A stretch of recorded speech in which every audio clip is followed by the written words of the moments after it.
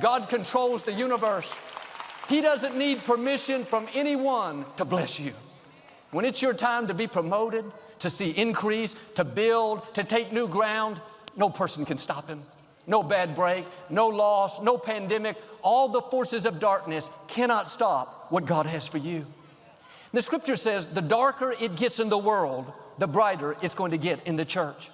You and I are the church. The church is not a building, it's people. The darker it gets around you, the more you're going to shine. The more you're going to stand out. The more you're going to see favor. Don't expect God to deliver you from every Babylon, but you can expect Him to cause you to prosper in every Babylon. He may not take you out of that negative environment at work, but He will promote you in the midst of it. And if God is not delivering you from the difficulty, maybe that's a sign that you're supposed to shine in the difficulty. His plans are to prosper you. He didn't say that when everything was going great. He said that when they were in captivity. If you'll have the right attitude, God's going to cause you to prosper despite what's coming against you.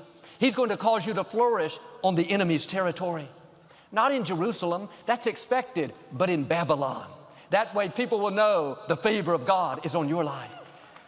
My father went through a time when it felt like he was in Babylon.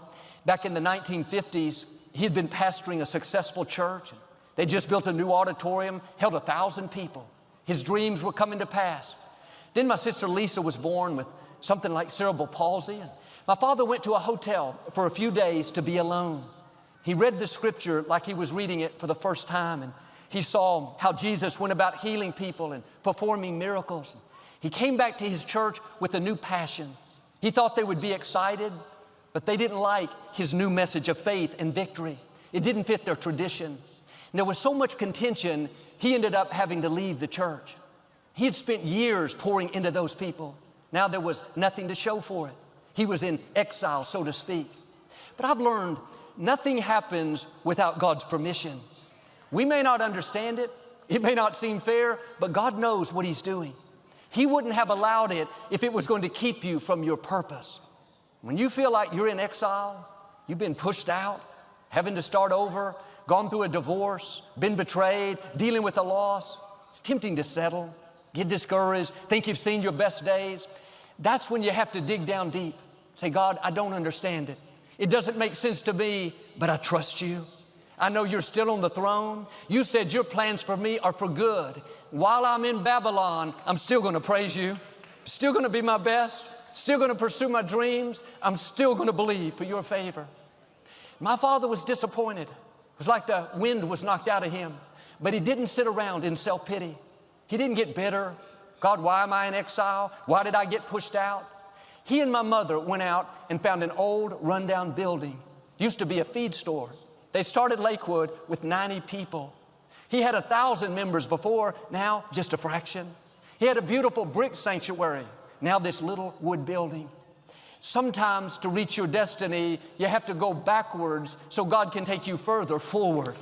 God doesn't always do things in a straight line, in what makes sense. There will be closed doors, disappointments, people that walk away, things you didn't see coming. You look up and you're in Babylon. You were doing great in Jerusalem, but things unexpectedly changed. In these times that don't make sense, you came down with an illness, lost a main contract, the friend betrayed you. You have to remind yourself that God is still in control. Being in Babylon is not a surprise to Him.